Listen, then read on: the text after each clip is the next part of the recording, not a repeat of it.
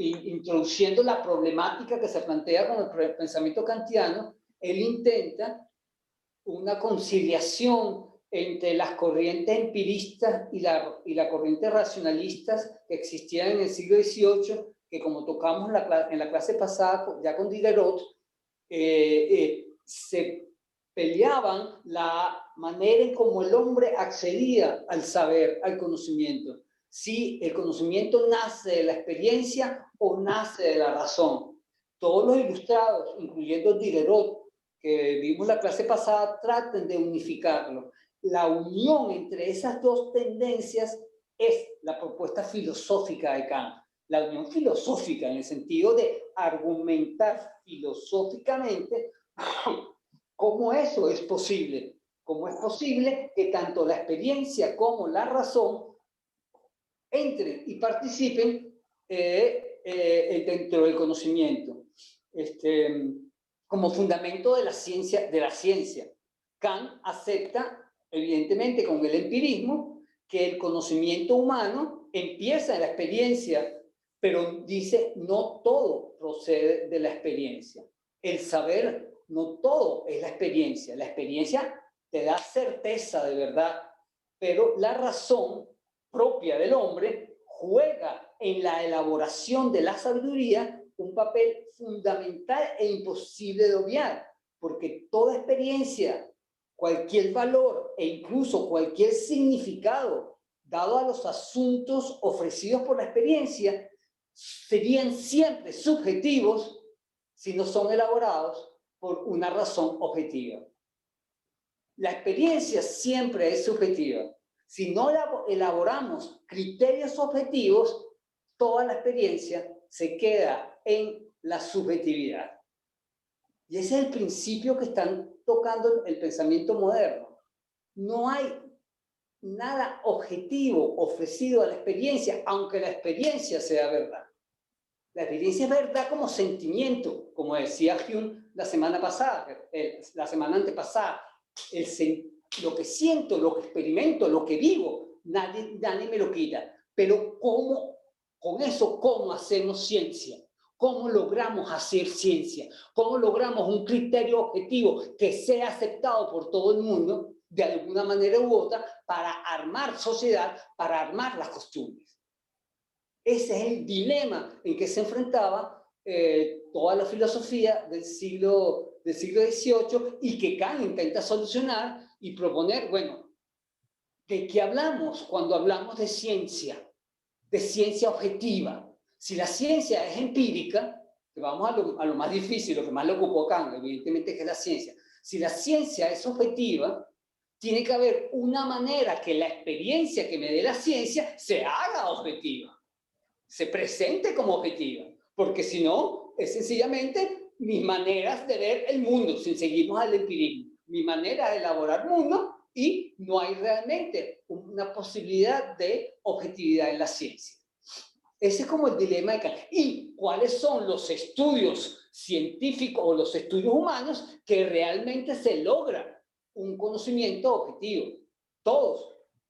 Es posible hacer objetivo de todo el conocimiento humano. Si todo el conocimiento parte del sujeto, es un yo que piensa, ¿cómo ese yo se transforma en algo verdadero? Si todo pasa por la subjetividad del pensamiento.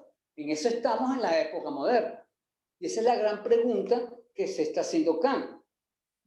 Eso no se niega la existencia de Dios, ni la del orden moral, mucho menos la posibilidad real de pensar con verdades al mundo físico, porque Kant no quiere negar ni a Dios, ni el orden moral, y tampoco quiere negar las verdades del mundo físico. Pero ¿cómo las fundamento desde la subjetividad? Que es lo que se está planteando ahora, que todo movimiento del pensar es meramente subjetivo. Un yo pienso que elabora conocimiento. Entonces, ¿cómo fundamento a Dios? ¿Cómo fundamento el orden moral? ¿Cómo fundamento la verdad de las cosas que estudio? Si todo es experiencia subjetiva. ¿Cómo fundamento la belleza? Que es el caso que nos interesa a nosotros. ¿Es posible fundamentar la belleza como fundamento la ley de gravedad? ¿Es posible fundamentar lo sublime como fundamento, yo qué sé, no sé, ¿qué cosa? La fotosíntesis de las plantas, por poner ejemplo. Entonces, lo interesante de Kant es cómo él voltea todo el problema del pensamiento. Él dice, ya no nos toca preguntarnos qué son las cosas, como se había preguntado toda la tradición del pensamiento filosófico. ¿Qué son las cosas? Y la conciencia lo que hace es entender qué son las cosas, comprender qué son las cosas. Kant va a decir, lo único que el pensamiento puede elaborar a conciencia es cuáles son las posibilidades que tengo para armar juicios objetivos. ¿Cuál es la posibilidad que tenemos, en tanto hombres razonables, para armar juicios sobre la belleza, juicios sobre el gusto? ¿Cómo podemos hacer ese tipo de cosas? ¿Cómo podemos armar juicios morales? ¿Desde qué sitio lo podemos armar dentro de nuestra subjetividad? De ahí está el dilema kantiano. Ya no vale la pena, dice Kant, preguntarnos qué son las cosas, porque el qué son se hace imposible para el pensamiento. Lo único que el pensamiento puede hacer es elaborar sus propios mecanismos y comprenderse a sí mismo en tanto pensamiento. Después del yo pienso cartesiano, ese es el problema del saber. Eso es lo moderno. El saber no puede aspirar a conocer la esencia de nada. El saber lo que puede es crear fenómenos a ser conocidos. Entonces, toda la fenomenología que vino todo el siglo XVIII, todo el siglo XIX se fue por el camino fenomenológico y todo el siglo XX seguía ese camino. El fenómeno a estudiar es la elaboración de la conciencia humana. Es el hombre quien elabora lo que quiere estudiar. Y ese es trabajo de la razón, no de la experiencia. La experiencia te ofrece percepciones. Y de esa multitud de percepciones, el hombre elabora lo que puede o no puede estudiar, generalmente de acuerdo a los intereses que el pensador logre proponer. Me interesa entender por qué las manzanas son rojas o verdes, porque eso, entonces, todo mi conocimiento es agarrar la experiencia y armar un mecanismo para entender por qué las manzanas son rojas o verdes. Y ese mecanismo es el trabajo de la sabiduría, es el trabajo de la razón humana. El hombre lo que conoce son los fenómenos que su propio pensamiento logra armar para poder estudiar. Es el fenómeno.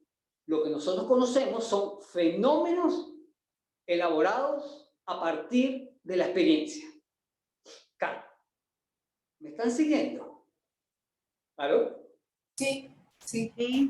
Estamos Sí, en profe. filosofía Sí, lenta sí, profunda. estamos siguiendo. Espero que hayan leído más o menos el texto para hoy, que toca todo esto, pero así como de golpe. Entonces, Kant parte de la conciencia de que el conocimiento empieza, dice Kant, en las representaciones fenoménicas que el yo sujeto, el yo pensante, se hace del mundo externo o del mundo interno, porque también tenemos un mundo interno. Tenemos un mundo donde nos imaginamos, no sé, la idea de perfección. Cada uno tiene como una noción de perfección y se representa algo de perfección. Eso también es un fenómeno que se ofrece a mí pensar y a mí reflexionar. Entonces el conocimiento parte de las representaciones que la mente nos hacemos. Yo me represento el Ávila y adoro el Ávila como todo buen caraqueño, pero mi Ávila es mi Ávila. El de Cabré es el de Cabré. El de Ilanchester es el de Ilanchester. Claro, ahí está el Ávila ahí. Y todos de alguna manera nos representamos particularmente el Ávila. ¿Me están siguiendo, verdad? Entonces, la intuición empírica es la percepción de un objeto que se traduce en sensación. Un fenómeno, lo que aparece, es un objeto indeterminado de la intuición empírica que nos ha dejado una sensación. El entendimiento o la razón pura sería la capacidad para pensar los fenómenos, es decir, los objetos dados a la sensibilidad. La razón trabaja con los fenómenos atrapados en la sensibilidad. El sujeto pensante recibe el mundo y a partir de la sensación que me deja, yo puedo armar el conocimiento que quiero armar. Y aquí vamos empezando a ver el cuadrito. Yo puedo entender el mundo desde la facultad del conocimiento mismo, lo puedo entender el mundo desde el sentimiento del placer o displacer, puedo entender el mundo desde la facultad de desear, que son las facultades del ánimo que plantea Kant. Estas son el ánimo humano se mueve como actividad racional pura, que es el conocimiento, se mueve con deseos y el mundo lo puedo contemplar desde mis deseos y del ímpetu que las cosas me despiertan, o también lo puedo contemplar desde el sencillo gozo placentero o el disgusto que me causa. Esas son las que llaman las facultades del ánimo, que ahí están, ahí. Pero antes de pasar el cuadro, tengo que armar una noción que en Kant nos va a confundir. Kant es el que va a introducir la estética como disciplina, pero Kant introduce la palabrita estética, que significa saber sentir, en dos aspectos distintos.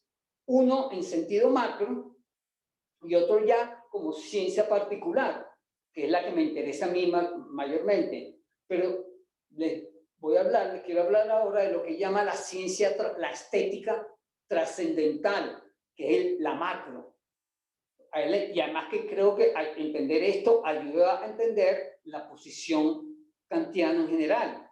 Él habla de una estética trascendental, es decir, todo el conocimiento parte de una relación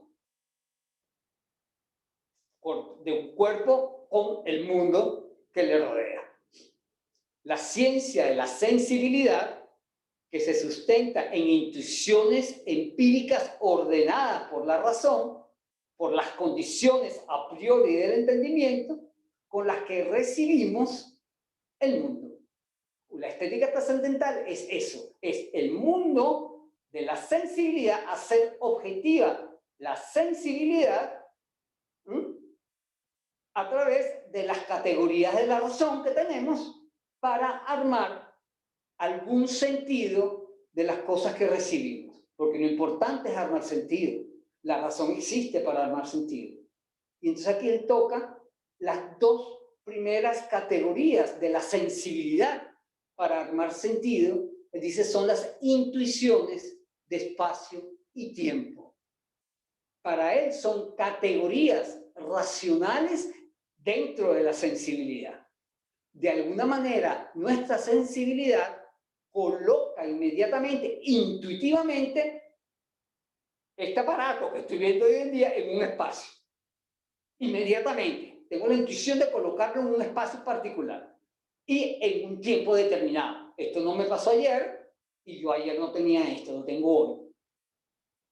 Eso intuitivamente tenemos esas dos intuiciones de espacio y tiempo, que son intuiciones, y le voy a decir por qué, racionales de la sensibilidad, porque son la fuente. Dice, gracias a esas intuiciones de espacio y tiempo, podemos estudiar, podemos armar la ciencia de la física y la ciencia de la matemática. En realidad, dice Kant, física y matemática son el intento humano por hacer objetivas las intuiciones de tiempo y espacio. ¿Me están siguiendo? Es decir, la experiencia se ofrece a categorías racionales.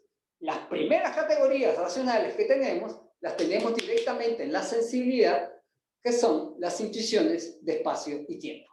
Si no tuviéramos la intuición de espacio y tiempo, no sé, viviríamos como pajaritos en autopista, sin entender nada.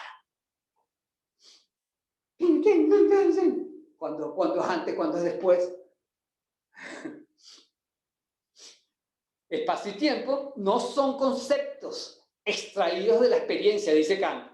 No es que son conceptos que el hombre se ha inventado, que generalmente se ha estudiado así, el tiempo, y se faja uno a entender lo que es el tiempo, el espacio, y se faja uno a entender lo que es el espacio. No, esos no son conceptos, son intuiciones de la sensibilidad. Son la base de todas las intuiciones. Todas nuestras intuiciones pasan por las intuiciones de espacio y tiempo. Entonces, yo siento que esto es verdad, pasa por las intuiciones de espacio y tiempo. No son nociones, espacio y tiempo no son nociones, que podemos armar nociones evidentemente, pero esto ya depende del proceso que hagamos con la razón, pero básicamente Kant las entiende como intuiciones. Y así ya entendemos lo que se ha llamado como la metodología trascendental de Kant. Es imposible que conozcamos algo fuera de las intuiciones de espacio y tiempo. Nada se escapa de las intuiciones de espacio y tiempo. Ni siquiera el pensamiento, ni siquiera los pensamientos. Yo pienso en, yo qué sé, en el mundo de las ideas de Platón, lo eterno de Platón. De algún sitio las coloco en mi intelecto. En algún sitio, en la causa primera de Aristóteles. ¿Dónde coloco yo esas? Son representaciones que tengo yo y que están ahí como vagando en el espacio. Ahora, dice, ya, lo voy a conocer exactamente cuál es la causa primera de Aristóteles, cómo está el mundo de las ideas de Platón. No puedo vivir la experiencia del mundo de las ideas de Platón. Me es imposible vivir esa experiencia. Lo que tengo es una vaga representación que se da vueltas en mi cabeza y de la que deduzco cosas y de la que armo cosas, como la causa primera o como Dios. Son intuiciones ideales que de alguna manera van marcando mi pensamiento.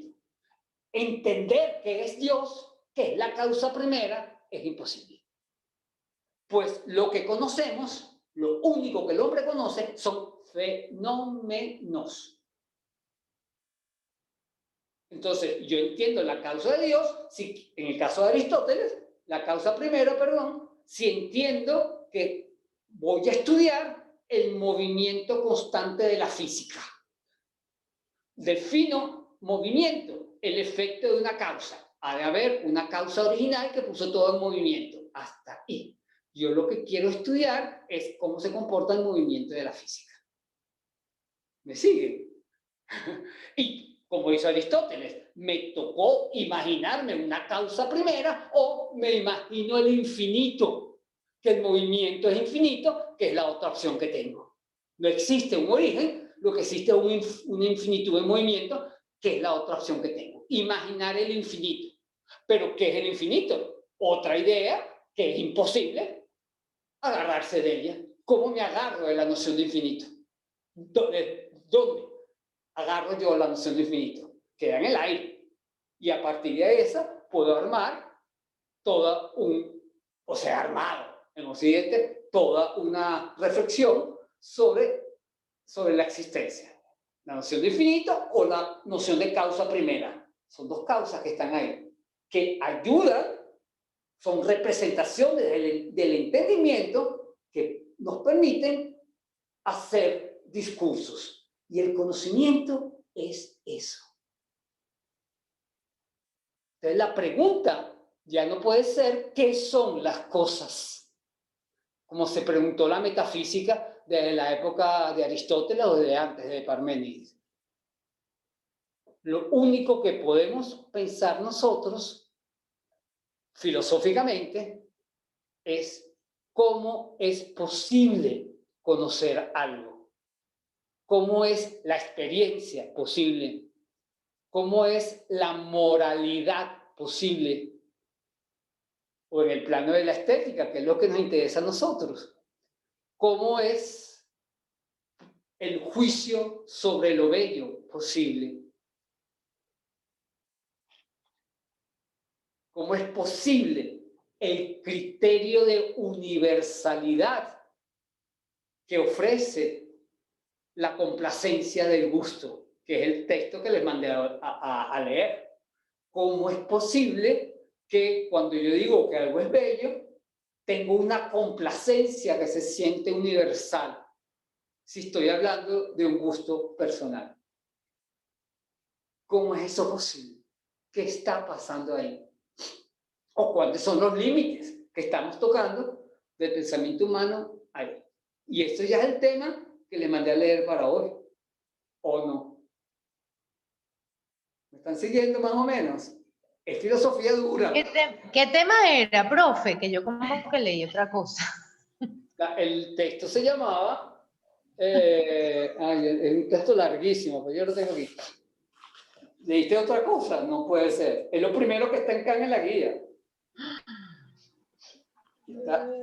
Está justo después de lo de Diderot. Ah, ok. Entonces, sí, Universalidad. la universalidad de la complacencia es representada en un juicio de gusto solo como subjetiva. Ah, ok. Entonces sí leí lo que está. Que ahí está la paradoja que le estoy tratando de explicar. Carlos coloca... Sí, pero lo leí, lo releí y bueno, y ahorita estoy tratando de entender lo que usted me dice. Claro, yo sabía. Es uno de los Es denso.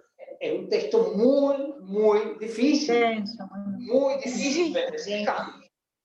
Entonces yo, bueno, sí. A mí me interesa que toquen este texto donde lo plantea todo de golpe, y a partir de ese texto tratar de explicar lo que es el juicio de gusto en Kant y lo que es el juicio de lo bello, que es lo bello para Kant. Yo quería que lo leyeran para que entendieran más o menos de lo que estoy hablando, y creo que ya lo estoy planteando. De alguna manera Kant está diciendo que comprender la esencia de las cosas, la metafísica pura de las cosas, es imposible. Lo único que podemos nosotros entender es hacer juicios sobre cosas particulares que nuestra conciencia logra armar para comprender. Hasta ahora eso es lo que he dicho. Lo único que comprendemos nosotros es lo que nosotros podemos armar para comprender. Y ese es el trabajo de la razón. La experiencia se recibe. Si no armamos un sentido de esa experiencia que tengo, armar un sentido para eso, es imposible que yo logre un conocimiento de eso. Lo curioso con el caso de lo bello es que armar sentido se convertiría en negar el gusto, porque armar sentido complaciente de lo bello es determinar qué es lo bello. Y si determinamos, si la razón determina qué es lo bello, negamos el gusto. Entonces lo bello es un tipo de juicio que se complace como buen juicio con una sensación de que es absolutamente cierta, pero se sustenta en meramente el gusto, y debo entender que el límite de todo juicio de lo bello es que es mi gusto el que está en juego ahí. Estoy valorando mi gusto y no estoy valorando otra cosa sino las sensaciones de agrado que el objeto bello causó en mí. En primera instancia, eso es más complejo que lo que vamos a estudiar ahora. ¿Pero me están siguiendo? ¿Aló? Sí, profe. Esto es un poquito más complejo, se lo pongo ahí como para que entendamos un poco para dónde nos vamos. Y aquí sí creo que me puedo ir ya de una vez para el el, la planilla que tengo ahí, el esquema que están viendo ustedes en pantalla. Fíjense, este esquemita, a ver si yo lo busco aquí en chiquito, que yo lo tengo aquí en chiquito, en mi pantalla, para yo verlo, porque ya, bueno, está grande, aquí lo veo bien. Este cuadro lo coloca Kant cuando él escribe La facultad de juzgar, que está ahí en el medio, la crítica a la facultad de juzgar. El pensamiento de Kant, no, me veo muy lejos, el pensamiento de Kant se le ha llamado un pensamiento, no, se le ha llamado un pensamiento crítico, no porque lo critique todo, porque Kant no critica todo, sino porque él toca los límites del pensamiento humano, llega a los límites del pensamiento humano, le hace una radiografía a la razón y toca los límites del pensamiento humano. Y él se propuso realmente con esta pregunta de la posibilidad del conocimiento, tocar esos límites. ¿Cuáles son? ¿Hasta dónde somos capaces de conocer? ¿Y qué es lo que realmente conocemos nosotros? Por eso que se llama crítica, él planteó la teoría, la metodología crítica, que se le ha llamado así. Él escribió sus 3 grandes libros, él escribió mucho, pero sus 3 grandes libros empiezan con se titulan así: Crítica a la razón pura o entendimiento, donde fundamenta el saber científico; Crítica a la razón práctica, donde fundamenta la moral de las costumbres; y por último, Crítica a la facultad de juzgar, donde fundamenta la estética como disciplina de pensamiento. Esas son las 3 críticas que hizo Kant. En la primera, en la crítica al entendimiento o razón pura, él fundamenta lo que pongo ahí, la ciencia. Justamente la ciencia. El intento es cómo es posible hacer conocimiento objetivo del mundo empírico si todo parte de un yo pienso. La segunda, que es la tercera, la facultad, la razón práctica. ¿Cómo armamos costumbres o nos ponemos de acuerdo en las costumbres y armamos leyes morales si todo parte de la acción humana movida por los deseos? Que esas son las dos grandes críticas a la razón que hace Kant. Razón pura o razón práctica es una separación metodológica también en Kant. Dice, en el fondo, la razón es siempre la misma, exactamente la misma. La diferencia está que la llamo pura o la llamo entendimiento, dice Kant, o los traductores de Kant en este caso, cuando la razón tiene como objeto de estudio la propia razón. Cuando lo que estudia, lo que reflexiona, son las metodologías de la razón. Entonces, es la razón comprendiéndose a sí misma. Que eso lo podemos hacer todos, al menos desde, yo qué sé, desde Descartes, desde el yo pienso. Ya, eso es la base de Descartes. Descartes había dicho eso. Lo interesante es la razón, lo particular de la razón, que es la facultad humana que tiene para pensarse a sí misma como facultad. No hay otra facultad que pueda hacer eso. La otra facultad, la de desear, desea. Y claro, la razón puede pensar los deseos, evidentemente. Pero es la razón la que piensa los deseos y le da un sentido a los deseos. Porque si nos moviéramos solamente por deseos, no fuéramos racionales. Nos moveríamos por instintos animales. Eso ya no lo dice Kant, lo decía ya Tomás de Aquino. Y entonces la razón, antes de entrar en el juicio, la razón es para Kant en realidad, usada en distintos campos. Un campo cuando se piensa a sí misma y armamos ciencia, y otro campo cuando piensa los deseos que mueven a la voluntad y podemos armar leyes morales o costumbres morales. Sociedad, podríamos armar sociedad. El papel de el reflexionar nuestros deseos es para convivir juntos y no matarnos los unos a los otros. O sea, crear costumbres. Y la razón se maneja en estos dos campos, la razón.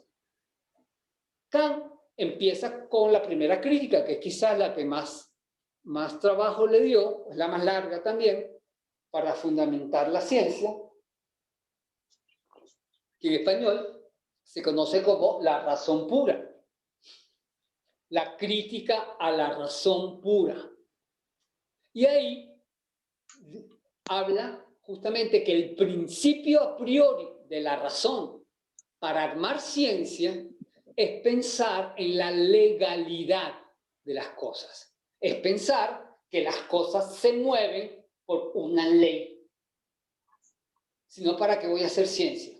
Pensar de antemano, tengo que tener la idea de que algo hay en el universo que permite que las esferas se muevan en el espacio y no se choquen y no se golpeen. Algo tiene que haber ahí. Si la razón no cree que hay una ley que explique los fenómenos de la naturaleza, ¿para qué voy a hacer ciencia?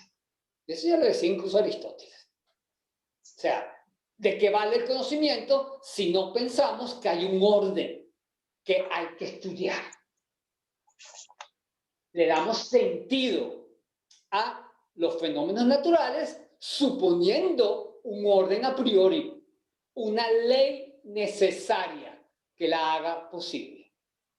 Que no sé cuál es, que es la que voy a descubrir, que es la que vamos a descubrir.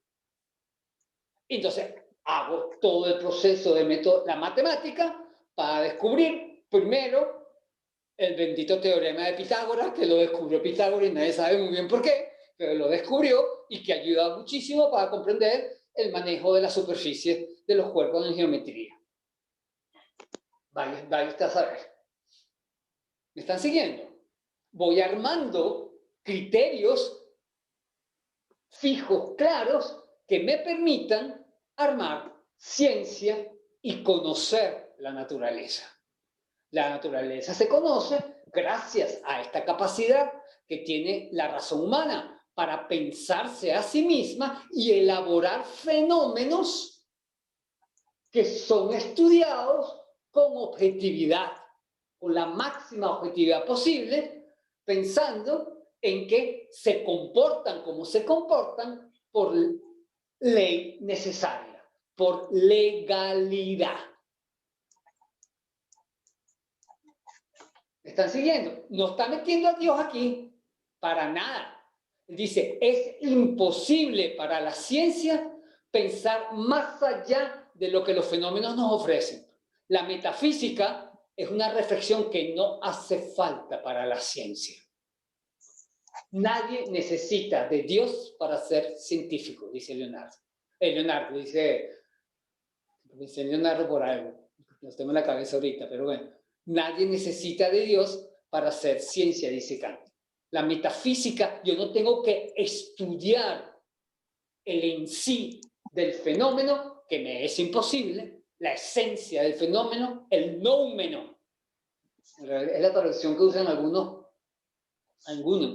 El noumeno, el nous, lo particular de la sustancia misma.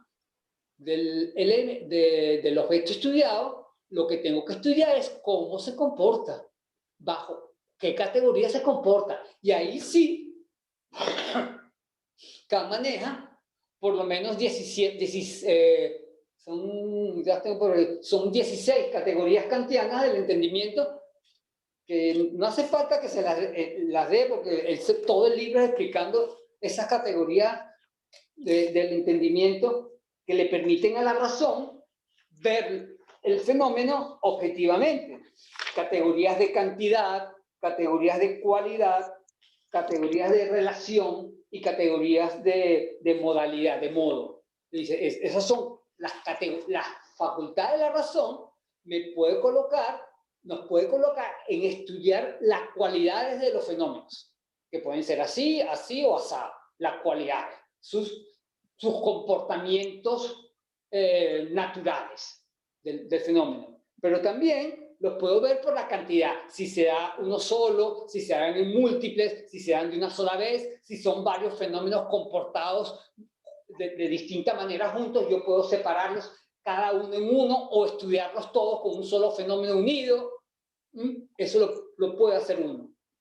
La razón lo puede separar así. O categorías de relación. Si existe una relación de causalidad entre dos fenómenos o tres, si es una relación independiente, que ningún fenómeno depende del otro, yo puedo separar los fenómenos así y estudiarlos de distintas maneras así. O de modalidad. Existe, no existe, es algo claro, existe físicamente o existe solamente en las suposiciones, en las probabilidades de existencia, que yo también puedo hacer eso. Puedo imaginar, suponer cómo llegar a Júpiter y empezar a armar todo un proceso para suponer cómo llegar a Júpiter, que nunca hemos llegado a Júpiter. Eso lo puede hacer la ciencia. ¿Me están siguiendo? Todo ese trabajo lo puede hacer la razón. Son las categorías de la razón que separa la sensibilidad y de acuerdo a lo que vaya a estudiar, de acuerdo a la finalidad del estudio, armo con la razón, armo los fenómenos a ser estudiados. Todo estudio científico implica un saber para qué estoy haciendo este tipo de estudio, para qué estoy colocando los fenómenos de la experiencia de esta manera, para buscar qué, que a veces son fallidos, a veces llego a una tranca, no consigo la vacuna del COVID, cuando ya la consiguieron, gracias a Dios, pero ¡pum!, llega una tranca. Yo hago todos los estudios con la finalidad, muevo las cosas que sé, con la finalidad de conseguir algo claro. Y esa es la ciencia. Y para eso tengo categorías racionales que me permiten hacer eso. No es solamente la experiencia la que funciona ahí, sino las categorías de la razón, que las dividen en estas 4 categorías: cantidad, cualidad, relación y modalidad, el modo de comportarse. Bueno, eso marcan la legalidad. Disculpe. Sí, no sé quién está hablando. Ok, Carla.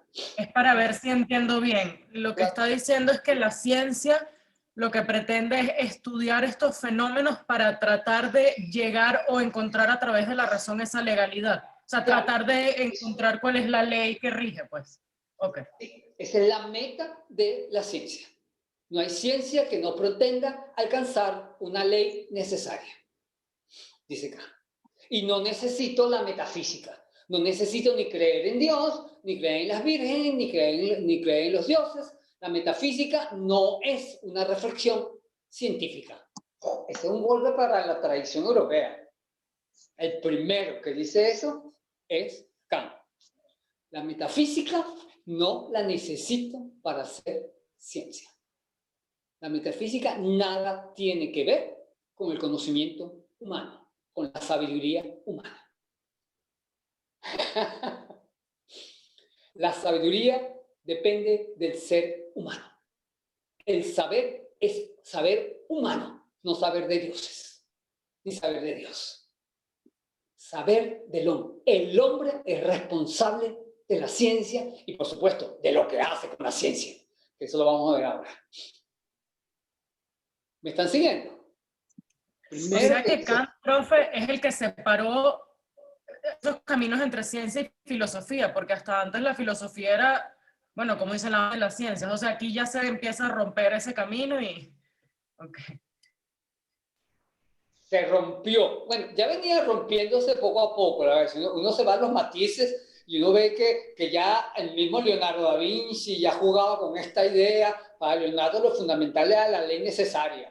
Entonces ya jugaba un poco, no se atrevía a decirlo. Con Descartes, cuando pone el yo pienso, luego existe, es evidente que ya Dios es la segunda verdad, que casi la tuvo que justificar para que no lo quemaran en la hoguera. O sea, ya la ciencia venía por este camino. Ahora, quien lo dice ya radicalmente es Kant. Y lo demuestra, porque todo el libro que hace un mamotreto de este tamaño demuestra, le explica eso constantemente. Ya se venía armando desde el Renacimiento. Como les digo, Galileo tuvo que votar, tumbar todas tus ideas para no ser quemado. A Copérnico lo quemaron. Y aquí es importante porque Kant habla justamente del giro copernicano que se da que da la ciencia moderna con Descartes. Kant es el que usa justamente en este libro, esa imagen. Lo que pasa con la ciencia actual es que tenemos que dar todos un giro copernicano. ¿Qué es lo que creó Copérnico? Un sistema solar donde el centro no es la Tierra, sino el centro es el Sol. Entonces entendemos el universo ahora de una manera mucho más sencilla porque hay planetas que giran alrededor del Sol y no somos nosotros, la Tierra, el centro del universo, que nos hacía complicadísimo conocer el manejo de las estrellas. Ese giro copernicano que da Copérnico y que lo quema la Inquisición por eso, pero que da Copérnico como sistema del universo, dice Kant, que es el giro que dio Descartes cuando planteó que yo pienso, luego existo, como la primera verdad metafísica. La primera verdad metafísica es que yo pienso. Yo puedo pensar mal, equivocado, erróneo, soñar en pajaritos preñados, puedo pensar lo que sea, pero existo, soy, en la medida en que mi pensamiento está en actividad. Es la primera verdad. Por supuesto, Descartes se cuidó de la Inquisición y dice, la segunda verdad sí puede ser Dios, evidentemente. Yo pienso así porque busco perfección, dice Descartes. Y busco perfección porque no soy perfecto. Y quiere decir que si tengo el anhelo de perfección, es que algo o alguien con mayor poder que yo me puso en mí la necesidad de perfección. Bueno, ese puede ser Dios, punto. Y así se salvó Descartes de la Inquisición. Ahora, Kant ya no le interesa estos rollos con la religión, siglo XVIII, y sencillamente dice, para la ciencia, lo que necesito es una buena metodología de pensamiento. No necesito ni de Dios, ni de los dioses, ni de nada, sino una buena metodología que aclare el fenómeno a ser estudiado y los mecanismos para estudiarlo. En ese sentido, sigue bastante a los empiristas. Toda ciencia es toda ley necesaria que se alcance. Si se alcanza, perfecto.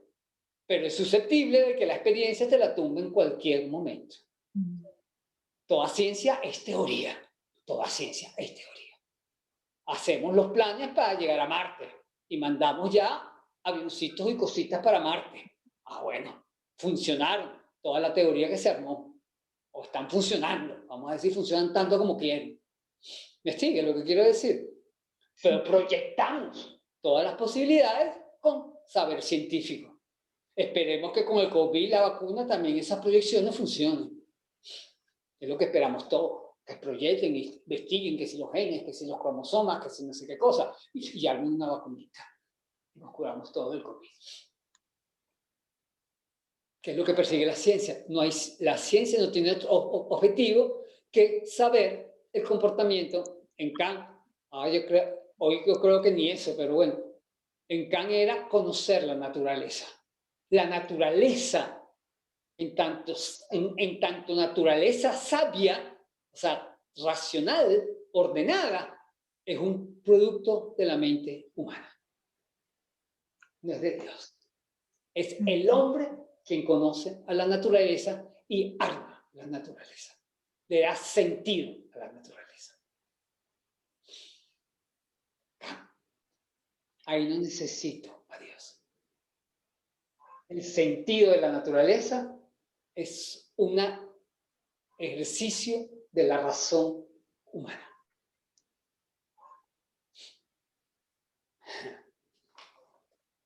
Ahora, a Kant se le queda aquí un dilema que le va a perturbar muchísimo.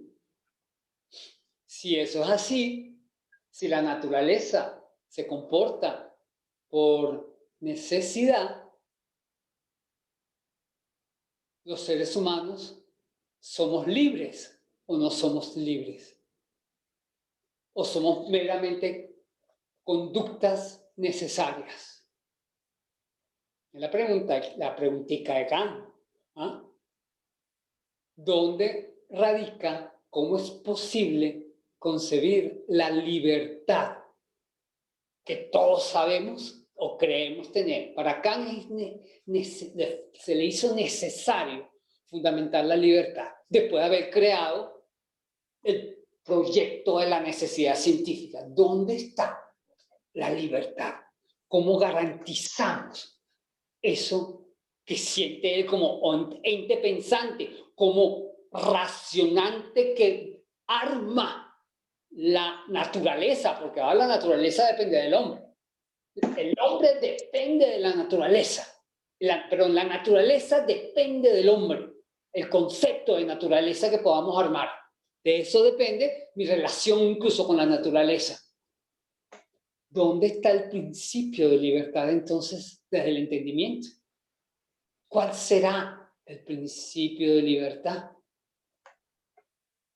Claro, aquí Kant se da cuenta que hay que mover un poco las cosas sin negar la razón. Kant nunca quiere negar la razón. La razón la tenemos.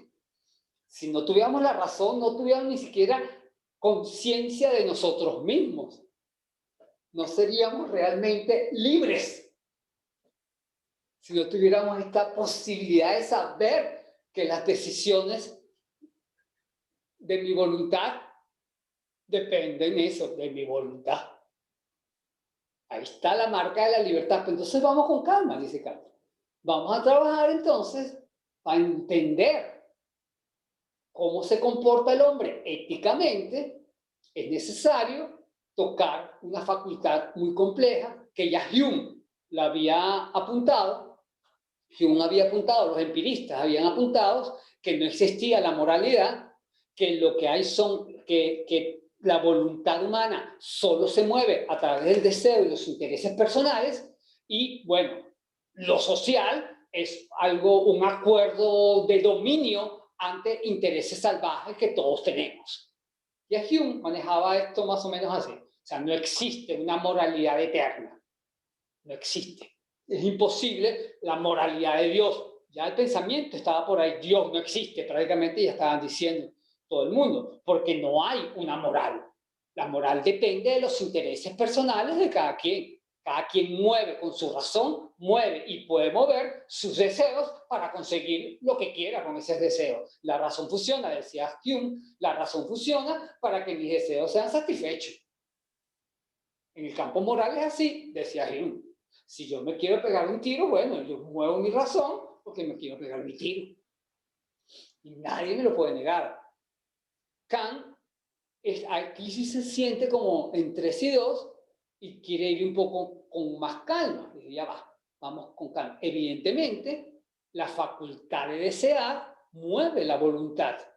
Si vamos a entender la razón, usar la razón para estudiar la facultad de desear, tenemos que entender cómo se mueve el deseo y qué es lo que logra la razón. Y aquí tocamos en un punto interesante. Kant dice, ok, ¿cuál es el principio a priori de la razón? Ya dijimos que para la ciencia era el principio de la legalidad. Ahora, si yo utilizo eso como principio para la razón, estoy coartando de golpe la libertad. Si el principio de la razón práctica son leyes que existen necesariamente, entonces no hay libertad en el ser humano. No puede haber libertad. ¿Me están siguiendo? ¿Dónde está la libertad? ¿Dónde está la libertad?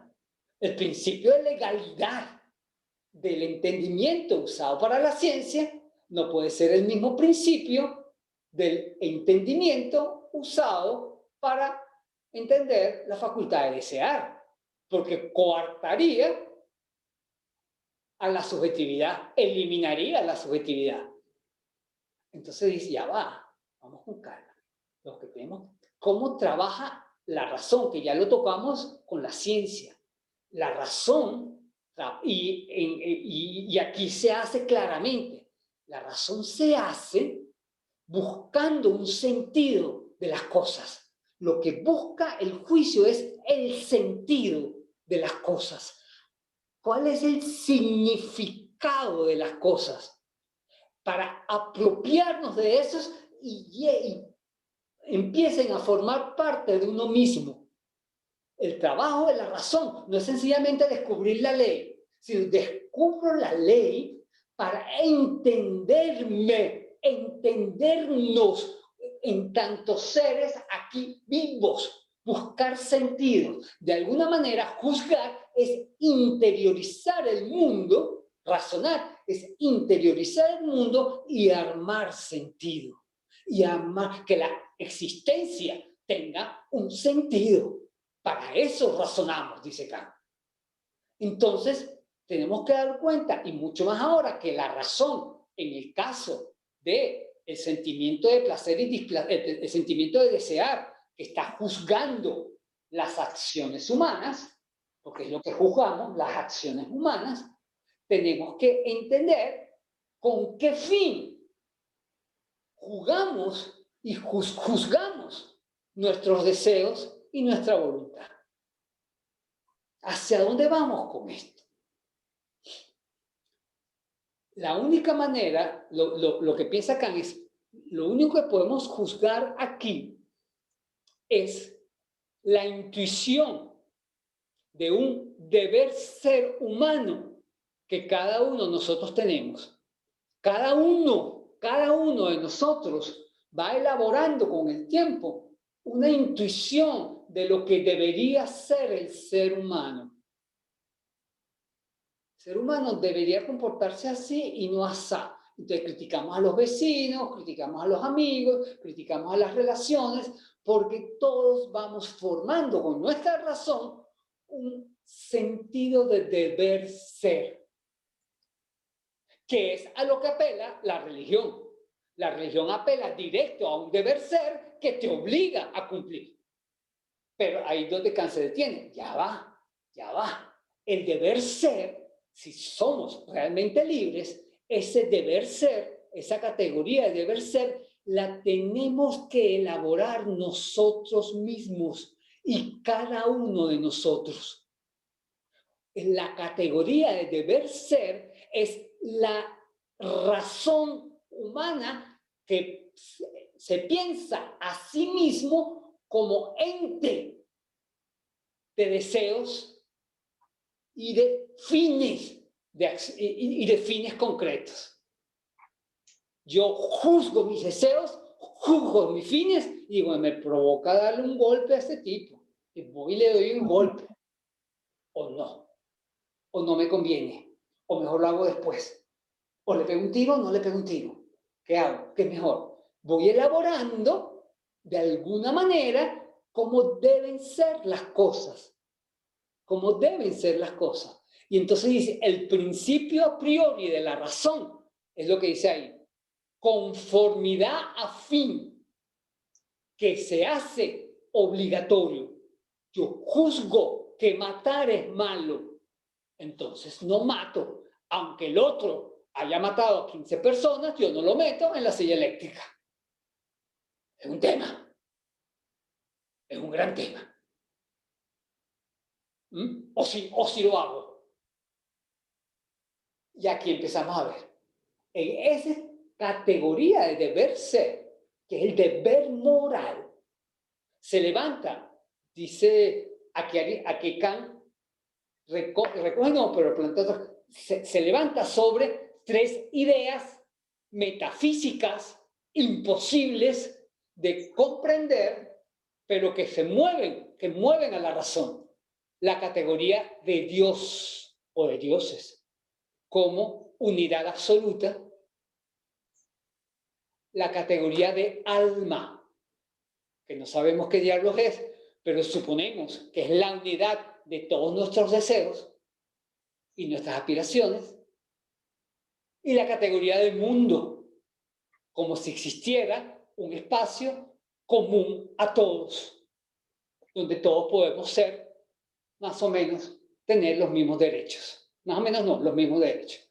Entonces, toda la categoría de deber ser personal, autónoma, la llama él, la moral es autónoma. El ser humano racional elabora su propia moral jugando, o, él dice la palabra jugar, la uso yo, pero relacionando estas tres categorías ambiguas, extrañas, que son Dios, alma y mundo.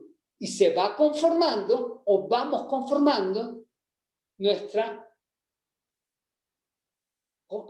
categoría de deber ser.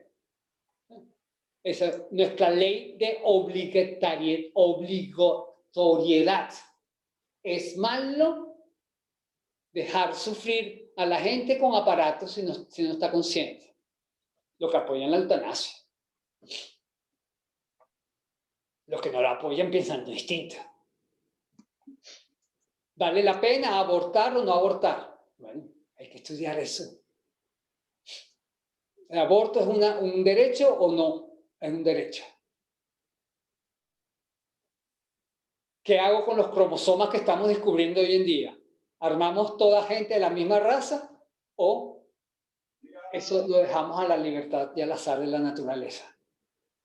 Entonces son temas que tienen que ver con la ciencia, además. El comportamiento humano se juzga por una categoría de deber ser que es racional y que está siempre en polémica. Siempre en polémica. Es imposible que nos separemos de esa polémica.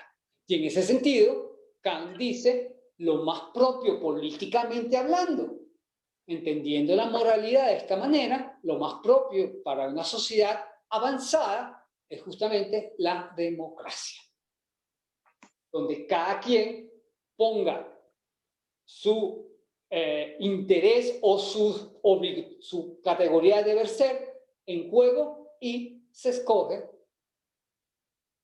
el que la mayoría acepte. No se puede imponer la autoridad de una sociedad. Porque imponer es un deber ser impuesto. Y eso produce mucho conflicto. Pero también tenemos que vivir en sociedad. Somos seres sociales. Entonces la única manera, lo más lógico, es a través de la democracia. En ese sentido, Kant es un gran teórico de la democracia. La moral autónoma, el derecho que tenemos todos de pensar lo que nos dé la gana de pensar y ser libres según nuestros deseos y nuestros fines, se levanta sobre la moral particular de cada uno de nosotros. Cómo armarnos costumbres sociales desde ese sitio, solamente con la democracia. Solamente. No, nada tiene que ver con las elecciones del domingo, por favor, no me lean por ahí nada. ¿Ok? Nada. Ay, no, no nos hable por ahí porque se nos murió así a todo el encanto.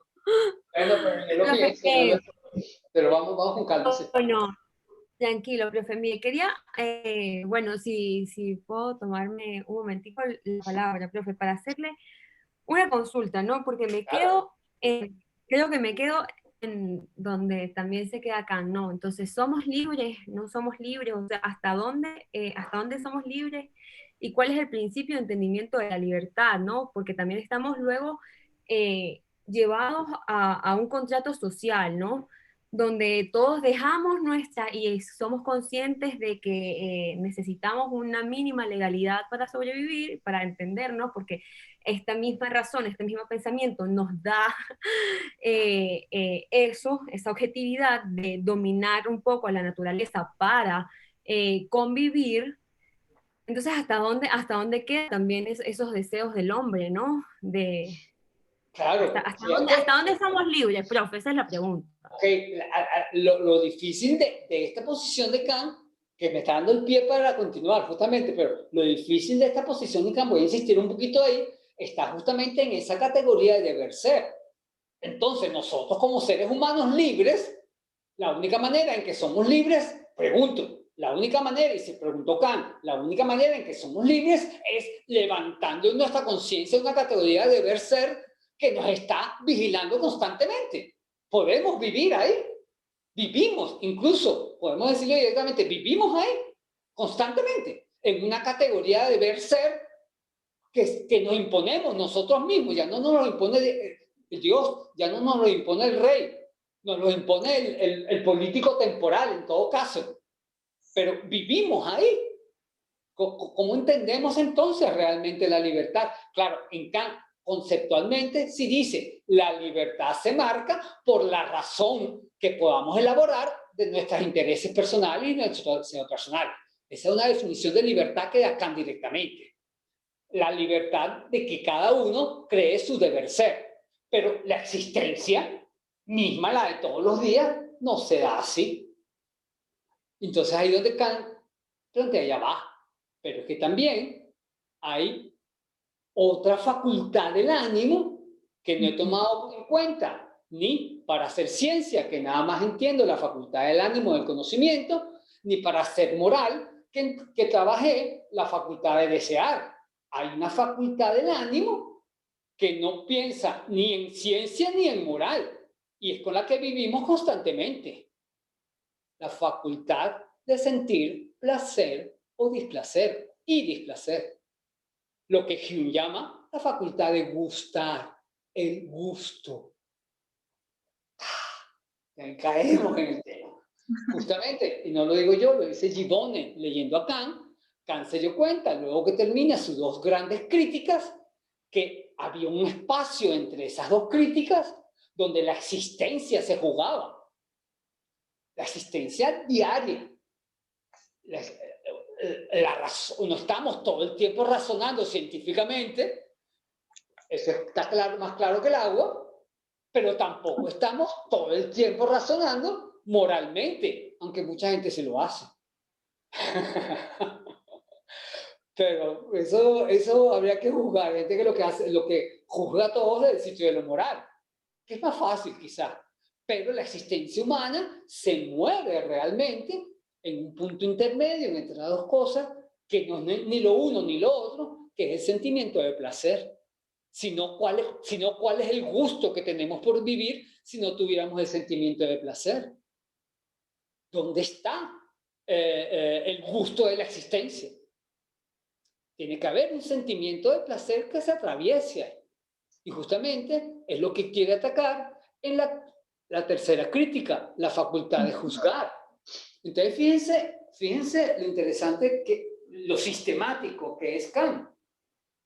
En la crítica a la facultad de juzgar, ya no es crítica a la razón o crítica al otro tipo de razón. Ya la razón se juzgó, se criticó. Lo único que le queda a Kant por reflexionar es cómo trabaja la razón. La razón trabaja haciendo juicios. Tanto la ciencia como la moral lo que hace son juicios. Juicio es el elemento esencial de la razón, hacer juicios. ¿Y qué es hacer juicio finalmente? Hacer juicio finalmente, muy chiquito y muy normalmente, hacer juicio es colocar una experiencia particular, una experiencia particular, individual, bajo un sentido universal, bajo algún criterio que le dé sentido. Como lo dije un poquito antes, ¿no? Juzgar implica interiorizar lo que estoy reflexionando y darle algún sentido para mi existencia normal. Incluso con la razón práctica es mucho más clara. O sea, yo coloco las reflexiones bajo algún sentido que me lo explique, que me sirva para entender para qué estoy aquí o qué puedo hacer con esto. Y aquí él establece en la crítica a la facultad de juzgar una serie de categorías de juicio. En realidad ha hecho mucho juicio, yo no me metí con eso porque hace esquemas de tipos de juicio, sobre todo en el primer libro sobre el entendimiento. juicios analíticos puros, juicios sintéticos puros, juicios a priori, juicios a posteriori, que yo no me voy a meter ahí, me voy a meter los que toca aquí, que son mucho más sencillos y tocan lo que nos interesa. Él va a decir, ¿cómo armamos nosotros sentidos? ¿Cómo trabajan nuestra facultad de juzgar? Básicamente colocando, como dije antes, una cosa particular bajo una noción general que le dé sentido. Y hay dos maneras de hacerlo. Una manera es la determinante, juicios determinantes, que ya tengo la solución, yo ya sé qué son las cosas y esto se adapta o no se adapta a la noción que yo sé. ¿Me están siguiendo? Yo sé que 2 y 2 son 4, esos son 2 y 2, dan 4. Yo ya ni saco la cuenta, yo ya sé eso, lo tengo aquí, lo tengo claro en mi cabeza. Son juicios determinantes. La gente que estudia arte está loca. Todo el que estudia arte está loca. Un juicio determinante. Bueno, ese es un ejemplo mío un poco tonto. Pero él dice, los juicios determinantes son valiosísimos para la ciencia porque evitan que el científico repita y repita los mismos experimentos. Yo ya sé cómo se comporta la teoría de la gravedad en la Tierra. Entonces yo no voy a estudiar la teoría de la gravedad cada vez que se caiga algo. Ya tengo juicios determinantes que me permiten asumir esa verdad para buscar otras cosas. Eso es fundamental para la ciencia, tener ya los conceptos claros para poder avanzar. Esos son los juicios determinantes. Ahora, hay otro tipo de juicios que son, él los llama los juicios reflexivos, algunos traducen reflexionantes, algunos traducen, ¿cuál es la otra palabra que traducen? Reflexivos, reflexionantes, juicios, no se me fue, no se me fue. A ver si lo tengo por aquí. Ay, lo tenía en la cabeza y se me acaba de ir. Bueno, yo los llamo juicios reflexivos, que me parece como lo más claro, como definición.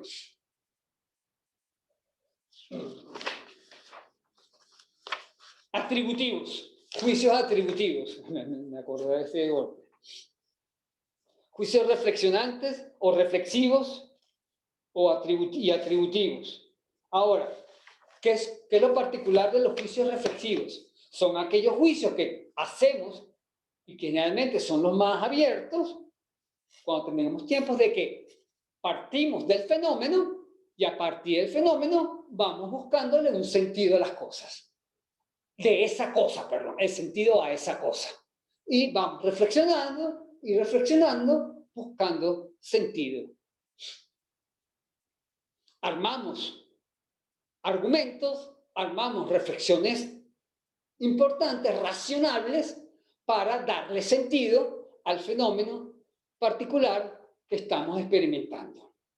Algo nuevo que se me presentó, no sé, el COVID desgraciado que apareció, se presentó de golpe, no es posible que eso pase, en que cuando lo coloco, este virus de qué tipo es, cómo armamos este virus, qué hacemos con este virus, para dónde lo movemos, cómo debe comportarse la gente, cómo no debe comportarse, qué debe usar. Empezamos a reflexionar para tratar de darle algún sentido a este virus y poder seguir viviendo. Yo miro para allá, porque yo tengo la cámara de ustedes aquí lo que tengo es el grande, ¿la qué? Tranqui, profe, que lo vemos súper bien. Okay. Bueno, ok. Entonces, fíjense interesante. Los juicios reflexivos, y aquí ya vamos a tocar el tema que nos interesa. El juicio reflexivo, dice Kant, él lo separa en dos tipos de juicio. El juicio teleológico, de telos, de finalidad, no teo, sino teleológico, que son juicios de conformidad a fin, que son como lo que vimos antes, como lo de la razón práctica. Son juicios que juzgan teniendo claro para qué estoy juzgando. Yo juzgo al bicho que se apareció en la sangre de los seres humanos, provocándole muerte a algunos para conseguir la vacuna. Voy juzgando el elemento, como que le pasa a la gente, cuáles son las enfermedades que le da, etcétera, etcétera, y busco el fin, conseguir la vacuna. Son juicios teleológicos que a partir del fenómeno voy armando un sentido al comportamiento de los fenómenos. ¿Me siguen? Esos son los juicios teleológicos que le va a dedicar la mitad del libro. O sea, es realmente lo que más le interesa a él. Pero también aborda, casi por casualidad, otros tipos de juicios reflexivos también, pero cuya finalidad no se alcanza nunca. Porque si se alcanzaran, se acabaría la subjetividad de la sensibilidad, exactamente. ¿Qué son los juicios de gusto o los juicios de placer? Los juicios de gusto y los juicios, o juicios de placer o displacer, los juicios de gusto. A mí me gusta decirle directamente juicio de gusto. Los juicios de esa facultad de sentir placer o displacer son siempre reflexivos. Algo me causa placer y desde el placer elaboro el posible sentido de lo que me causa placer. ¿Cómo eso puede tener sentido? Dice Kant. Y siguiendo a Hume, dice, y eso es un sentido común, algo, mucha razón entra ahí. O sea, yo puedo elaborar juicios a partir del placer que siento, muy razonables y muy inteligentes. El juicio estético, el juicio de lo bello, es un tipo de juicio reflexionante que se comporta de conformidad a fin, como si buscara un fin, pero no alcanza ningún fin. Y no alcanzas a ningún fin porque aunque el pensamiento lo quiera alcanzar, porque el pensamiento siempre quiere alcanzar una ley, no lo puede asumir porque sabe que si lo asume, está hablando y está normatizando el placer y el displacer. Y el placer y el displacer es completamente subjetivo. Totalmente subjetivo. ¿Me están siguiendo? Es tan interesante en Kant, en estética, a pesar de él, llegó a un sitio interesantísimo. Yo puedo hacer juicios reflexivos sobre el gusto, muy inteligentes sobre el gusto, pero no puedo normatizar el gusto. Es lo que menos en la vida se puede normatizar, incluso menos que el deseo. Porque el deseo me puedo imponer. Me voy a acostar en una cama de clavos. Y el hombre es capaz de hacer eso, imponer su voluntad a los deseos. ¿Quién quiere desearse acostarse en una cama de clavos? ¿O quién quiere desear caminar por el fuego y las brasas? El hombre puede con eso. Ahora, con el placer y el displacer, ¿quién puede?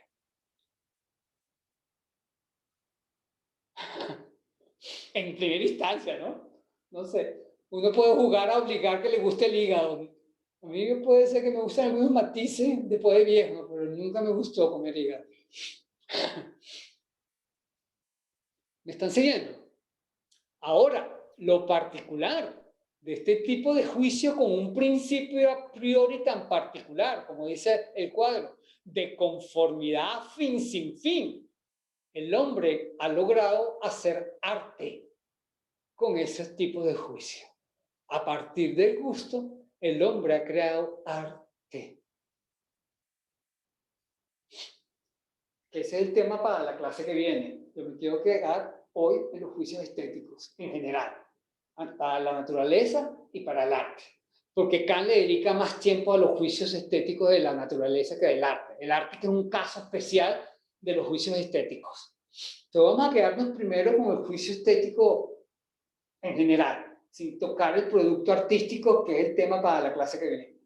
Vamos a tocarnos con el juicio estético, que ya es bastante. Entonces entendemos, con un juicio estético es un juicio racional, evidentemente racional, como son los juicios de la ciencia, como son los juicios morales, pero un juicio que queda abierto, que no puede determinar nada en particular, porque si determina eso en particular, está normatizando el placer. Y el placer, dice Kant, es de entrada no normatizable. Placer es placer, es una sensación directa y pura, mucho más directa y pura que el deseo, mucho más primaria que la del deseo. No sé, Angie, si estamos tocando con el tema que te interesaba, porque justamente aquí, en el placer, es donde lo individual se muestra más particularmente. Y aquí, desde ahí se va a agarrar todo el romanticismo para decir que ahí está la verdadera libertad, que lo dicen post-Kant. Es ahí el verdadero sitio de la libertad. Que destruye cualquier intento de moralidad, incluso. Entonces, después, con el romanticismo, cuando hablan del inconsciente, es una cosa inconsciente, pero ya va, hasta acá en el inconsciente no existe.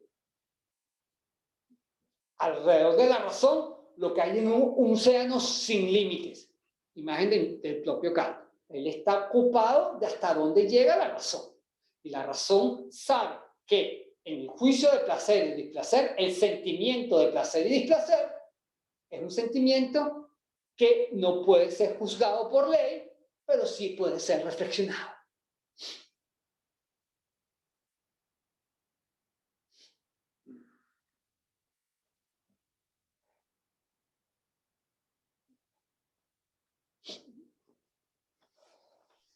Profe, pero aún así se caen en algunas categorías.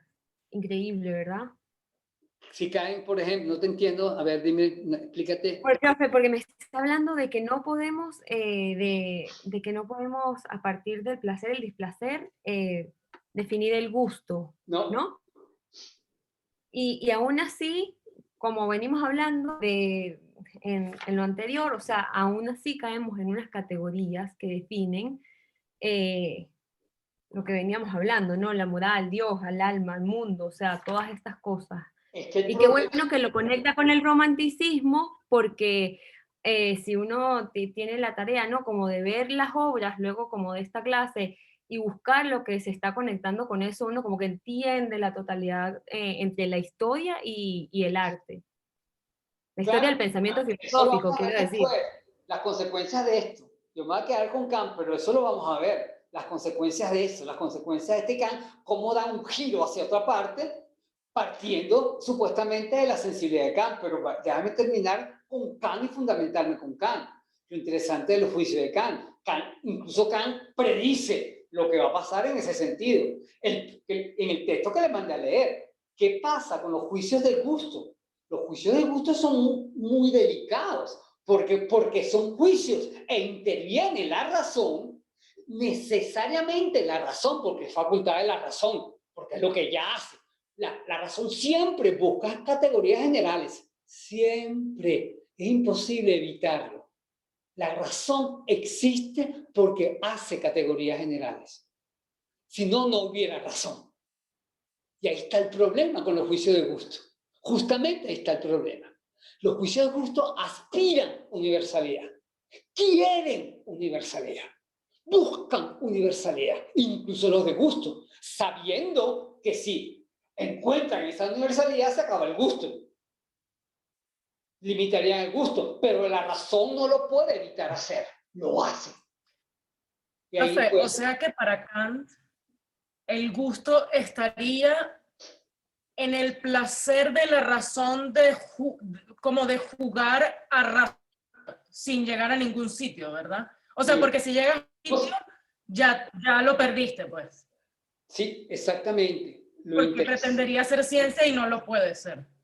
Kant marca constantemente que la facultad, lo vamos a ver mucho cuando veamos lo bello en el arte es más claro esto, pero lo propio de los juicios reflexivos sobre el gusto, como lo marcó Hume, como lo enseñó Hume, que activan las facultades del ánimo, todas las facultades del ánimo, las ponen en juego y vivifica el espíritu. El espíritu se siente inmensamente libre y grande haciendo juicios de gusto, aunque no llegue a nada. La actividad misma de la reflexividad se convierte en lo propio humano. Ahí nos sentimos completamente libres. A veces nos equivocamos, casi siempre nos equivocamos, pero el entusiasmo del que hablaba Shaster-Uri, el entusiasmo de los genios que hablaba de Diderot, lo asumen, caen aquí. Justamente lo que hacen los juicios estéticos es unificar, unir todas estas facultades del ánimo, la del conocimiento, la de los deseos, la del placer y displacer, y mantenerlos en juego, en disyuntiva, en polémica, en posibilidades, gracias a una facultad que no está en este cuadro, pero que entra a jugar un papel importantísimo aquí y que Kant la agarra así es. Esta facultad es la que mejor juega aquí, que es la imaginación. En los juicios estéticos, lo interesante es que las facultades de conocimiento, las facultades del entendimiento, se mezclan con la imaginación. Y en ese juego de imaginación y razón se abren posibilidades verosímiles de las cosas, posibilidades de sentido que vamos armando. Después tocará ver cuál de esas es posible, sobre todo a los artistas. Para nosotros que no somos artistas, ¿cómo logramos armar eso en un discurso? Nos toca.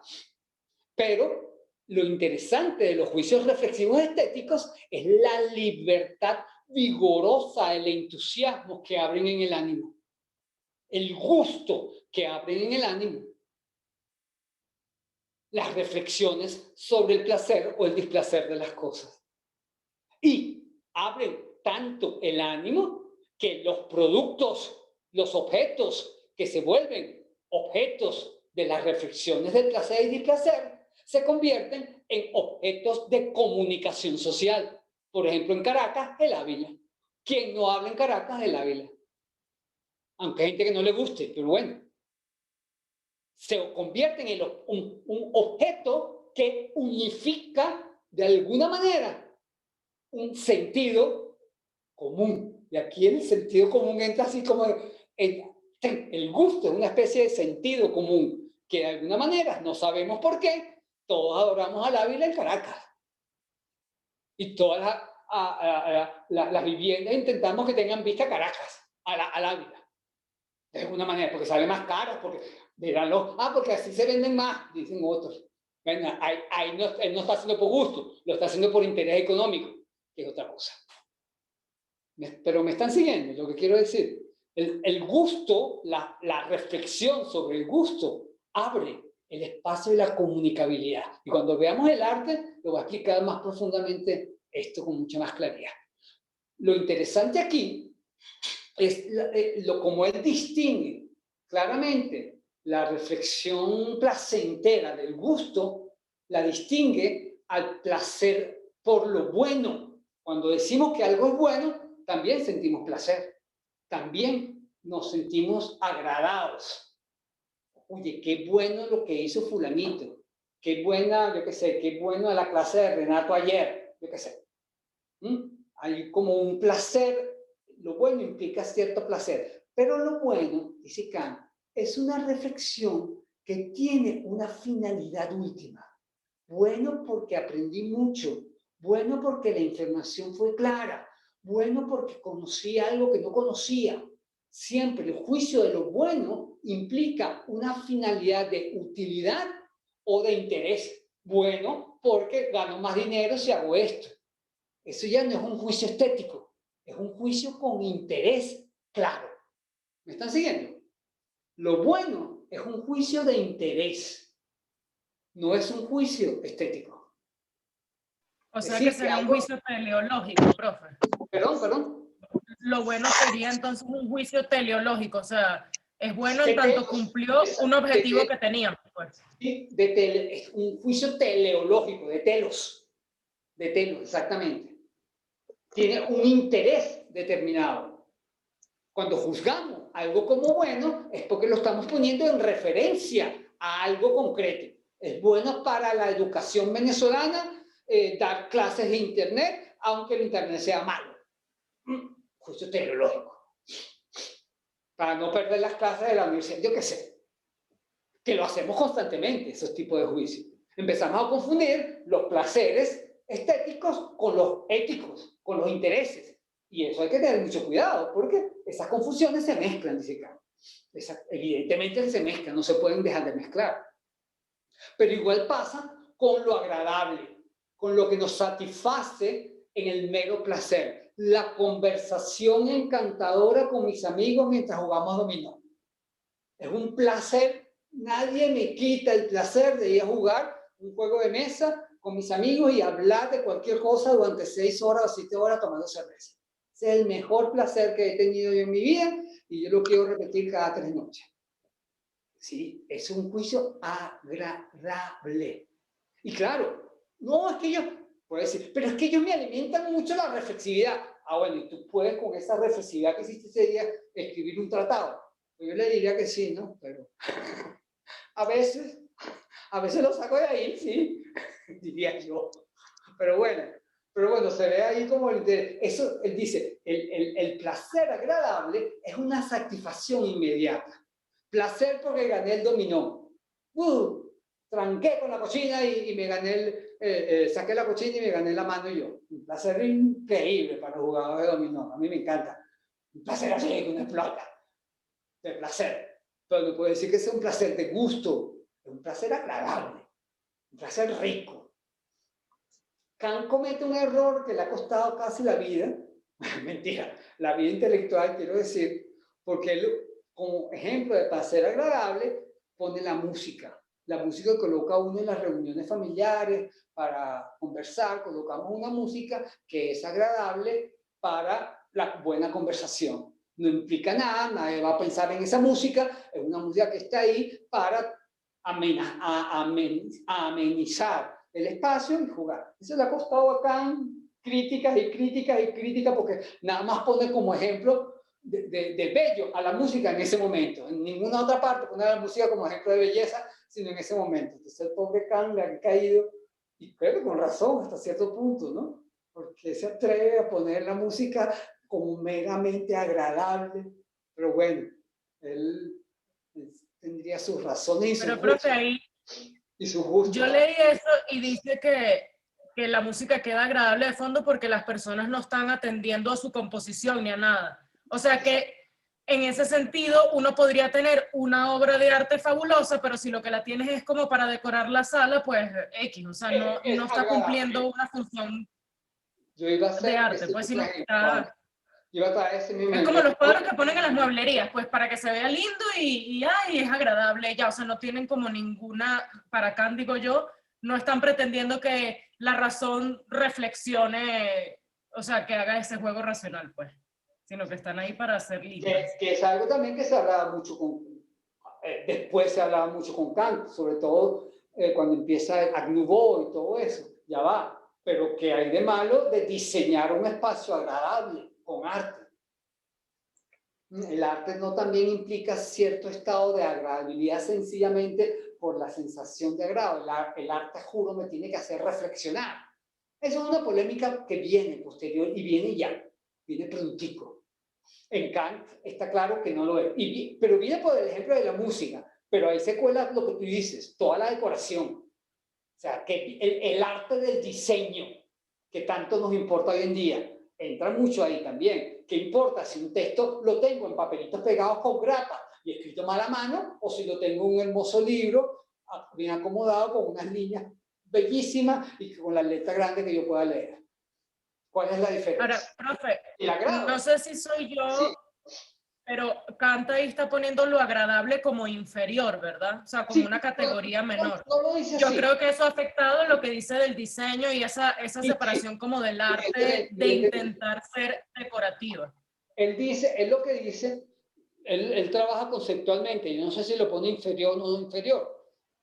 Se leyó que lo ponía como inferior, pero él lo que dice que lo agradable es un juicio que satisface a las sensaciones y no a la reflexión. Lo define así. Cuando decimos que algo es agradable, es porque él es muy categoría, usa muchas categorías, como ustedes ven. Entonces, lo agradable es lo que satisface sensorialmente, sin esperar una especulación racional a partir de esa sensación. Y lo deja ahí. O sea, implica un interés de sensación. Lo agradable implica un interés de sensación.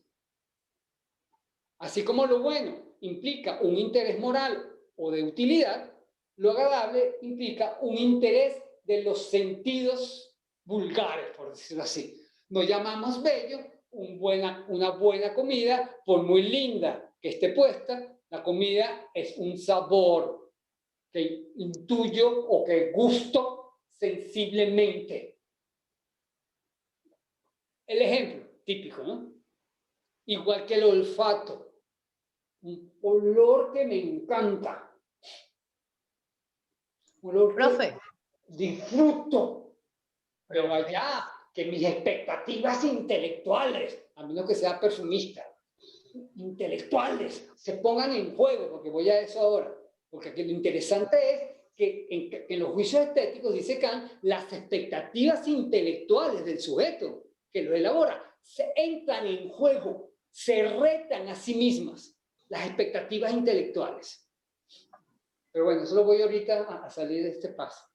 ¿Qué me iba a preguntar? No sé si Carla o Angie, que son las únicas que hablan. Yo iba a hacer una pregunta, pero, Okay, chévere, claro, chévere, pero sale un poquito del tema, porque me quedé allí con la enganchada con lo de la música, ¿verdad? Que es verdad lo que leímos ahí. Que decía que enganchada con la música. que es algo agradable y tal, y qué sé yo, ¿verdad? Pero hemos evolucionado, entonces me pregunto yo, porque ya la ciencia estudia, así como la música o los olores, para inducir al gusto, para como modelarnos hacia una tendencia. Entonces, no sé, como que me quedó ahí pero eso es ahorita, ¿no? Claro, eso no es que Candy diga eso. Entonces, Interesante. pero como que tratando de hilarlo con lo que él convierte en ciencia, pues entonces digo, bueno, hemos evolucionado, que ya la música está puesta en una mueblería, pero para que me guste la cama, no sé, diciendo una tontería como cualquiera. Te pues. perfectamente. O los olores para que me guste el olor a nuevo montado en un carro, y realmente se ha estudiado. Entonces, o sea, y ahí ya hay un corte para lo actual, ¿verdad? Evidentemente, Kant, sin darse cuenta, sin pensarlo, está abriendo todas las ciencias humanas que llamamos hoy en día, la psicología, la antropología, la sociología, todas esas ciencias las está abriendo Kant. Hasta Kant no existían. Hasta la historia, aunque la historia ya más o menos se estaba armando, pero la psicología no existía antes de Kant. No existía. No existía la reflexión antropológica como ciencia de antropología, no existía hasta acá. No existía la ciencia de la sociología, no existía la estética como disciplina de pensamiento. Y en esa época ya sí se hablaba de la ciencia de la estética, y la ciencia de la estética es precisamente lo que están haciendo hoy los psicologistas conductistas, exactamente, o los que trabajan en comercio, cómo armar de la sensibilidad reacciones de los espectadores. Así se concibió la primera noción estética, porque de alguna manera la estética permitía un estudio de la sensibilidad para provocar ciertas emociones. Y así la pensó Van Garten, la noción de estética. ¿Me está siguiendo? O sea, eso se está abriendo en este momento. Esas posibilidades se están abriendo en este momento. Yo creo, quizás soy muy ingenuo yo, pero en Kant no quiere irse hasta allá. Él lo que abre es la posibilidad de una reflexión, importante esto, donde la sensación de la libertad no se coarte tanto, que es la reflexión estética. Lo dice el mismo Kant. En espacio de la sensibilidad del gusto que podemos reflexionar, entran en el juego nuestras facultades intelectuales unidas con nuestra imaginación y nos estimula libremente la posibilidad de que nuestras expectativas de conocimiento se junten con posibilidades humanas que no aparecen, que no han aparecido hasta ahora. Y lo estético gusta es por eso, porque la fantasía de que Dios nos habla cuando me mostró el atardecer hace 3 noches, que me habla a mí. Cuando una flor me gusta, Dios me habla a mí. Que es una locura, pero lo puedo sentir un pajarito y dice Chávez.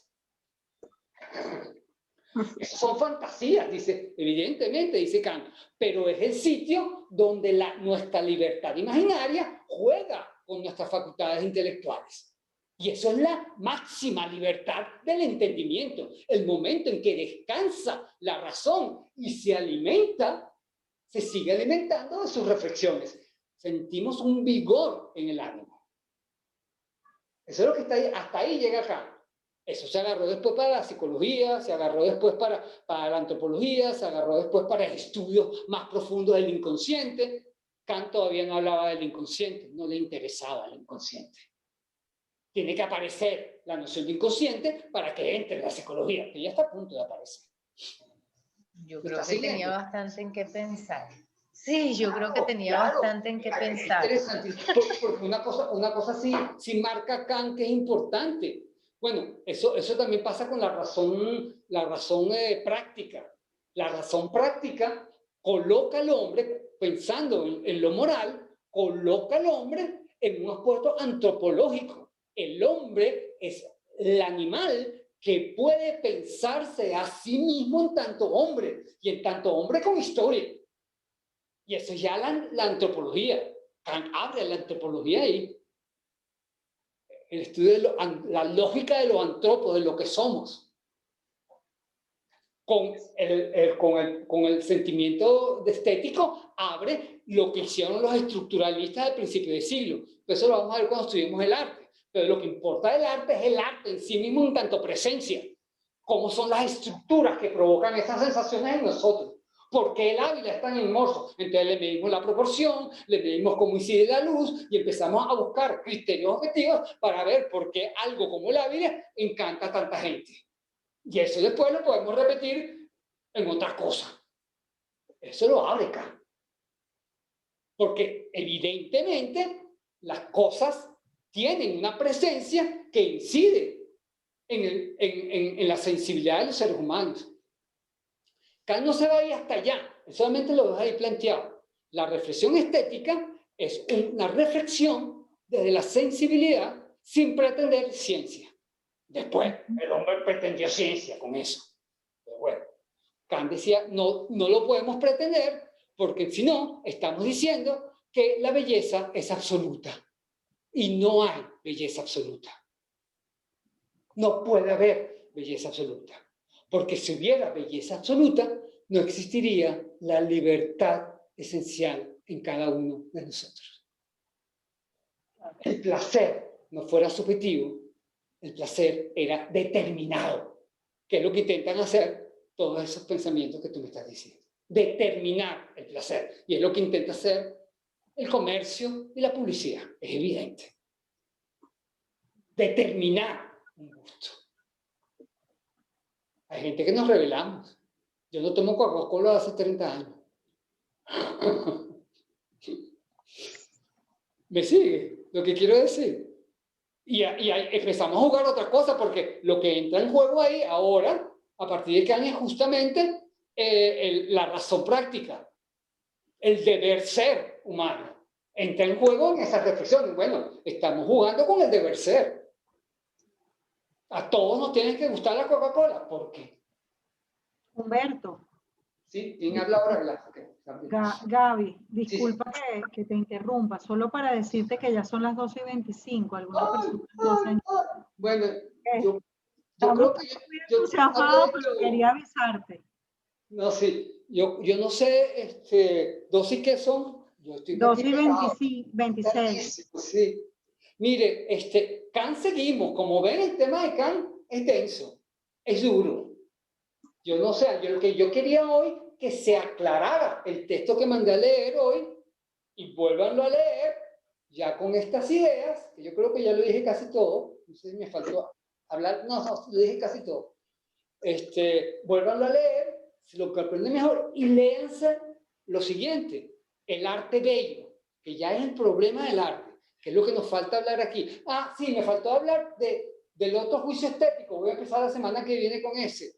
Él habla de dos juicios estéticos que tienen las mismas connotaciones. El de lo bello, que es el que más hablé hoy, y el de lo sublime, que se comporta igual que lo bello, pero es medio negativo. Es un placer, lo dice así, placer negativo. El de lo bello siempre es un placer positivo. El de lo sublime es un placer negativo, porque de alguna manera nuestra imaginación juega con nuestras imposibilidades. En cambio, en lo bello, todo es posible. En lo sublime nos sentimos chiquitos ante lo que nos marca lo sublime, como si algo trascendente fuera más grande que yo, o que nosotros. Como si los dioses se nos revelaran en el juicio de lo sublime, y nos sentimos como chiquiticos, y finalmente nos sentimos con miedo ante lo sublime. Se los adelanto. De eso, por ahí empezamos la semana que viene, y seguimos con el arte. ¿Les parece? Gracias. Voy a leerlo de nuevo ahora. Muchas gracias. Uy, No yo queremos irnos, Humberto. Profe, profe, quedamos entonces para conectar la semana que viene, ya que estamos acá, porque como que quedamos, nos falta terminar de ver los productos, como terminar de enlazarlo para cerrar esa columna de los productos. Bueno, los productos, yo no voy a hablar de la ciencia, Okay. Y tampoco voy a hablar de las costumbres, ya dije, bueno, para acá la costumbre mejor es la democracia. El producto es el arte, lo que tengo que hablar es el arte bello. Ese es el tema, que es bastante grande. Y entramos allí directamente la semana que viene. Yo quisiera entrar primero con el juicio de lo sublime y después entrar en el arte. Eso es lo que quiero hacer, porque me faltó hoy el juicio de lo sublime. No, buenísimo, profe. El juicio de lo bello y lo sublime. Gracias. Normalmente lo sublime tiene que ver con el genio. Entonces tenemos que tocarlo para comprender. Vale. Gracias, profe. Le hace también la noción de genio. Todo el arte bello y la noción de genio en Kant. ¿Sí? Y bueno, gracias a ustedes. Gracias, Humberto. Deliciosa la clase. Gracias, ¿Sí, profesor. te pareció? Mucho. Sí. Sí, lo conozco. Gracias. Voy a seguir. Me encanta, el discurso kantiano me parece un loco, un cantador muy racional a veces, pero... Y creo que funciona. Yo eso espero mandárselos. También les voy a mandar un escrito mío, es muy denso, lo estuve leyendo anoche, muy denso, pero creo que es bueno que lo tengan, donde resumo toda la estética kantiana, todo el pensamiento kantiano en 5 o 6 páginas, pegaditas así, muy, muy denso. Se los voy a mandar para que lo tengan. Se llama así, la actitud desinteresada y el juicio estético en Kant. Porque esa es otra cosa, el desinterés, es un punto que no noté ahí. Bueno, sí, son juicios de conformidad a fin sin fin. Para Kant eso significa juicios desinteresados. Punto. Hasta ahí basta. Es como lógico. Son juicios de conformidad a fin sin fin. Es decir, sin interés. Desinteresado. La complacencia estética es un juicio sin interés. Que también el romanticismo se metió mucho por ahí. Ahorita que estoy terminando una clase. Ya estoy terminando. Gracias. Yo podría quedarme 1 hora más, la verdad, pero bueno. Todos. Sí, podríamos, en realidad podríamos todos. Pero bueno, no, sí, está bien. Es bastante, pero es que ahorita es que estamos como con el entusiasmo despierto. No, incluso El se entusiasmo podría alborotado. hay otra reunión después, no lo sabemos, pero quise avisarles, aunque estamos todos Profe, encantados. tiene unos comentarios en el chat también, si quiere antes. Sí, abierto el chat lo tengo. Me preguntan cualquier cosa, hablamos cualquier cosa. Y yo les voy a mandar con Gabriela este dibujito, esta Vale. página. El resumen que dijo de la actitud desinteresada, lo esperamos con ansias, profe. Ok, con mucho interés, ¿verdad? Con mucho interés. Gracias, que tengan un feliz fin de semana Igualmente todos. para todos. Gracias. Gracias, Sí, profe. gracias, Gracias de verdad. Gracias. Una Gracias, delicia, gracias. Gracias, Gabriela. Chao, Gabrielita. Chao, que Besos. estén muy bien. Besitos. Chao. A ver, me voy yo de aquí ahora. Chao, chao. Les mando la Chao, clase. muchas Chao. gracias. Ah, mira, ahora sí los veo. Ok, chao. Chao. Es más Chao. fácil, lo que pasa es que me asustaba. La próxima vez trabajo un poco más así. Vale. Chao, chao. Gracias, profe, excelente clase. Ay, María Eugenia, hola. No te había visto. Chao. Chao. Chao. Bueno, vuelvo ya.